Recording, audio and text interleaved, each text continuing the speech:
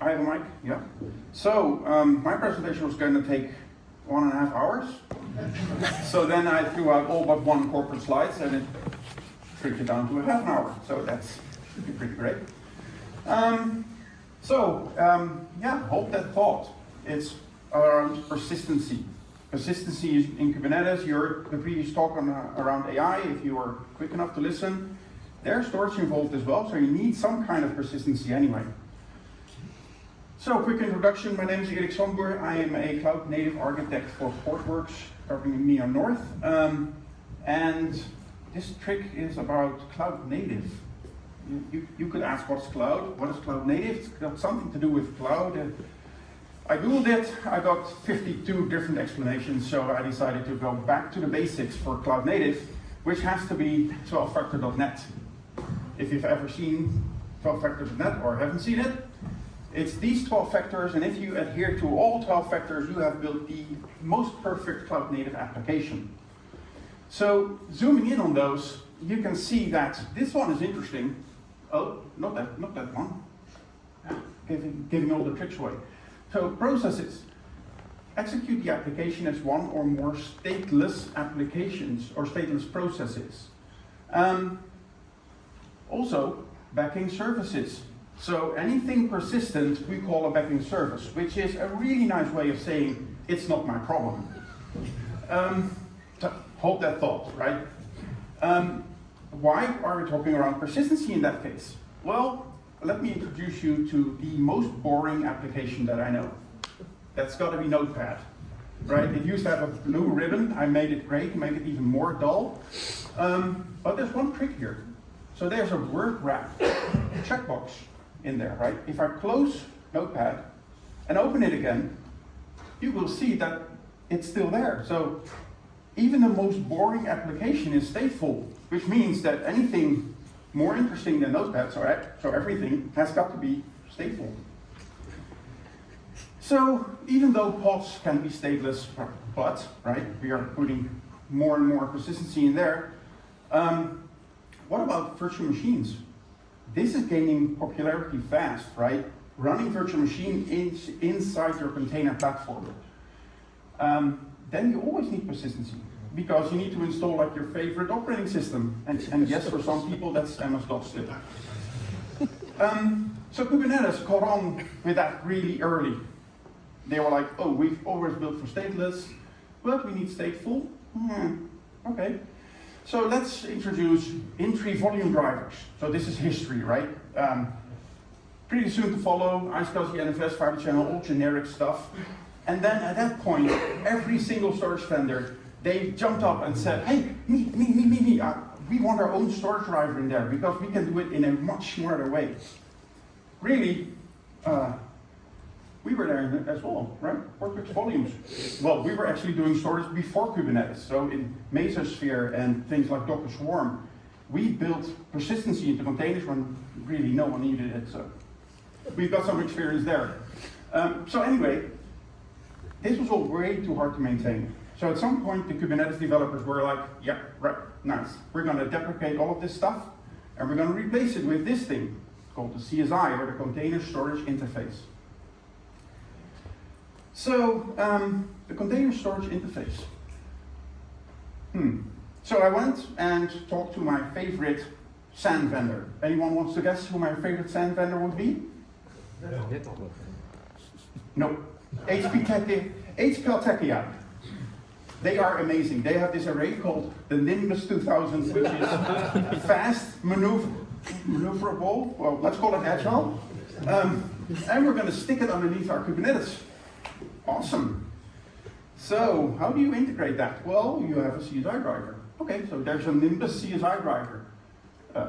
I can come in through Kubernetes as a developer, say, get me a PVC, CSI driver springs to life, API call to the Nimbus 2000, carves out a lung, surfaces it up in Kubernetes, and it's all good, right?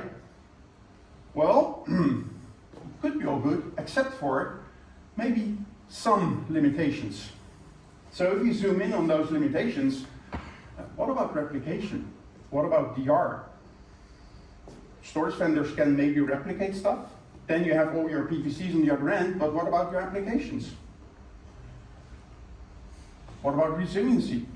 If a worker node fails and a LUN was connected to it, and Kubernetes restarts it elsewhere, will the storage array be smart enough to say, hey, I'm now going to disconnect this LUN and reconnect it elsewhere? Not by default. What about app mobility? What if I want to move an application? In the stateless world, this worked really easy, right? You just kill it here, start it there, done. But now we have persistency, so you can't just kill it there and start it elsewhere because you need the data there. So that's another thing. Role-based access multi-tenancy. Most block storage arrays aren't multi-tenant at all. How do you interface that into this world? Observability, right? Your storage administrator calls you up and says, I have now 2,000 LUNs that are called K8S minus gibberish. What the hell are they and how do I figure out what goes where? And the last one, scale, which is also an issue. I'll get back to that later.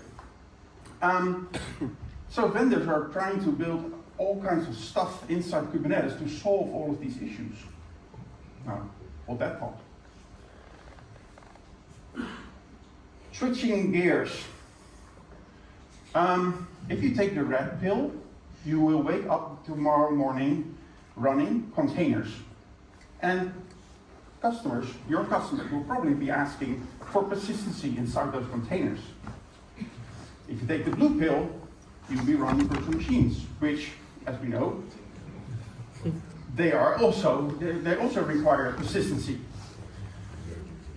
And then we always have the people that will take both pills, right? Yeah. Well, in this case, luckily, it's not an issue, right? Because it won't make any difference. You're going to need persistency whether you run containers, VMs, or both in the same platform. So zooming in on this Broadcom effect,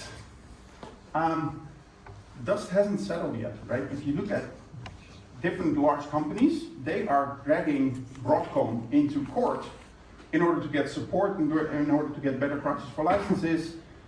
And at that point, if you manage to pull off like 2 years of extra support from VMware under pressure, you can be pretty sure that you want to be migrated off VMware within the next 2 years.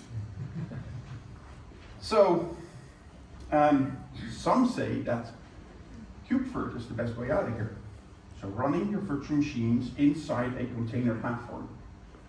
The problem is that VMware just holds so many cards. I've been a V specialist for 10 years at EMC. I know all of these things and I love them, right? It's great, it's amazing. Things like vMotion, it was magic. In 2003, we were capable of taking a virtual machine, moving it from one piece of hardware to the other with losing one ping, that's it. It would just carry on running. And boy, were we excited, right? We were so happy. There was even like an unofficial contest between all of us. How many vMotions did your home lab do? So there was actually a vMotion counter. People would refuse to reinstall their cluster because that would reset your vMotion counter. So yeah, I know, we're just a bunch of nerds, right? But speaking about nerdy things, there's some other things that VMware got really done well. Something called VMFS. You can add one LUN to your system, and then VMware can cut out hundreds of virtual disks on the other side. So that makes it really easy to scale. Now, let's convert this to Kubernetes. If you try this in Kubernetes, this is what you get. Until it breaks, right? There's a one-to-one connection. CSI is a connector. It connects stuff. Yeah, painful. Even more painful, if you have like 1,000 virtual machines and you're going to modernize, you're going to end up with tens of thousands of pods. So there's going to be, your problem is going to be even bigger than that. Plus, this little thing, cloud native tends to be way more dynamic. And we have some large customers that are doing over 100 crop operations per minute. So go to your favorite SAN vendor and say, well, I'd like an array that can handle over 20,000 LUNs, because that's the size what I'm looking at, right? 10,000 virtual machines equals 20,000 LUNs with ease. And I require over 100 crop operations per minute. So even if your SAN provider says, no problem, right? Ludicrous speed, let's go, let's do this. We can actually do this. The real question is, what is CRUD, right? So CRUD, well, you know what PUD is? Same thing. So glad I could clear that up. So for those that are still wondering, right, comes from the world of APIs, put, get, post, delete. But if you talk to people and you say, you're spitting on them, so it's not really nice. That's why we came up with CRUD. Create, read, update, delete. So that's basically things you do on your array, like creating a LUN, updating a LUN, deleting a LUN, right? So those are the operations that you do in your storage array. So go back to your SAN administrator. Now ask the same question. We will deploy 20,000 CSI LUNs on your array, and we'll be doing 100 CRUD operations per minute. This will be his response, right? It doesn't scale. So hold that thought, because now we are segueing into this Portworx thing. And probably the most important question is, why is there an airplane here? So this is actually a pretty special airplane, right? It's a Harrier jump jet. It's the first successful effort of a fighter plane that is capable of doing vertical takeoff and landings. It's doing things in a different way. So quoting one of the test pilots, it's much better to stop and land compared to land and then try and stop. So Portworx does a similar thing, right? I always say we're turning the world upside down. We're looking at it from a different perspective. So, morning, here's the one Portworx slide. So, on one side, we have CSI. This is a connector. It's really misnamed because it says Portworx CSI. It should be pure CSI because Portworx is part of Pure. Yes, Pure has a CSI connector just like everyone else, so that's the Portworx CSI. And then on the other side, we have Portworx Enterprise, which is like the true Portworx product, if you will. That is flying straight, that is flying upside down. And if you recognize the planes, so that's a not so Russian F5 and F14. You could say, why is Portworx better? Well, because it was inverted. So, inverted. We are not building data services in a storage array and trying to surface that up into Kubernetes, but we are building all of the stuff inside Kubernetes. All of the data services sit inside Kubernetes, and then we look down to, well, basically bit buckets. And those bit buckets can be cloud block storage, local SSDs, or even HDDs if you really want to, or block storage arrays. Yes, it can be Pure, it can be anything else, it can be HP Techie app or whatever you want. As long as it's a block device, we can work with it. On the north side, or the user side, you can see the PVCs being carved out. So, similar to VMware, we can have like a few large block devices underneath, surfacing up into tens of thousands of PVCs on the user side. Additional trick, because we have Portworx delivering data services, we can also do smart things like replication between different clusters, even if they're on different versions, right? So, yeah. So we go from a few bit buckets up to like many PVCs. And I have to say I'm sorry, right? I'm sorry for calling people SANs bit buckets. But it's just that Portworx does things in a very different way, right? We do everything in scale out. Just like Kubernetes, everything is scale out in our world. We do everything with the power of 3 or majority of nodes. So if you build 3 copies, you lose 1, you still got 2 copies, we're good to go. Resources die, right? Prepare for that, be ready for that, rebuild them, and just take the loss. And finally, Kubernetes rules, right? Everything is a custom resource, so we're driving as much as we can through Kubernetes itself. And whenever I see these guys, I never cannot hear them, right? Anyway, so Portworx runs on any, which means we can run any application, so whether that's AI in a container, database in a container, VM in a container, anything that needs persistency within the world of Kubernetes, on any flavor of Kubernetes, sorry, on any infra, or any public cloud, for any stage.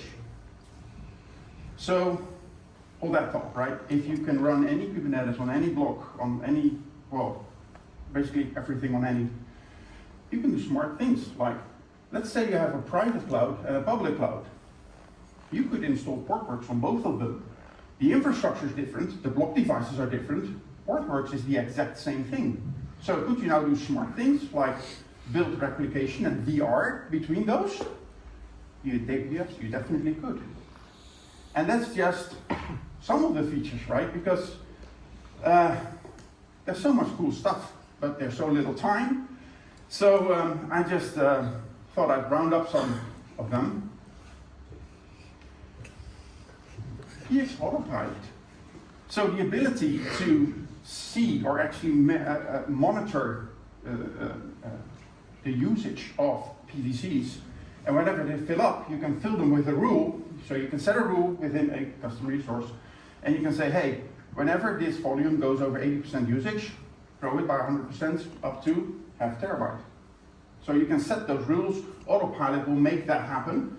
Even cooler, in some selected infrastructures, it can also talk down to the infrastructure and grow its own pool. So if you're running out of pool space, right, you're carving out PVCs, you're running out of pool space, you need extra block devices underneath. Through PX Cloud drives, you can just say, oh, make it so, right? Grow the drives or add drives, and it will grow automatically. Really cool in public cloud, because when you're in public cloud and you're buying 10 terabytes, you're paying 10 terabytes. What if you could just buy 1 terabyte and then have Autopilot scale it up as you grow? Then you're back to pay as you grow for storage. Support for snapshots. So we can do snapshots, we can do group snapshots, we can do persistent snapshots, so application persistent snapshots, and we can do cloud snapshots as well. So meaning the entire snapshot offloaded to an S3 backend. We support multi-tenancy and role-based access. For those who know the movie, we have a HAL 9000 built in, right? Where it will say, well, I'm sorry, but I can't do that because you don't have the rights to do so. Things like noisy neighbors. So what if you have like a few workloads that gobble up all of the IOs and they really don't need to? Well, you can tune them down. You can set maximums for bandwidth, maximums for IOPS, all within the source class or for particular specific PVCs if you want to. And as we're like sitting in the data plane anyway, right, clamping down on the IOs, you can also do things like encryption. So you can do encryption within the Kubernetes layer. So encrypted data flowing down into the bit buckets. It's very handy for local drives because they are now encrypted as well. And it's also about the simple things, like a trash can. Why didn't anyone ever figure that one out, right? You go into Kubernetes, you delete a PVC, and you're like, oops, PVC is gone. You can just go in and say, hey, it's in the trash can, right? Get it out of the trash can and it surfaces up back into Kubernetes as it was before. So, some say it's alien technology. And, well, it's okay to be a little scared. To be honest, it scares me a little bit as well sometimes. But to put it all into a nutshell, basically, Portworx continues where CSI stops. If there's any questions, please come find me afterwards. We have a booth next to Red Hat. We're also running some labs today, so I think we have some spots left if you want to join, where we're doing like this OpenShift virtualization thing with Portworx and then how it all works together. And with that, I would like to thank you for your attention. Thank you.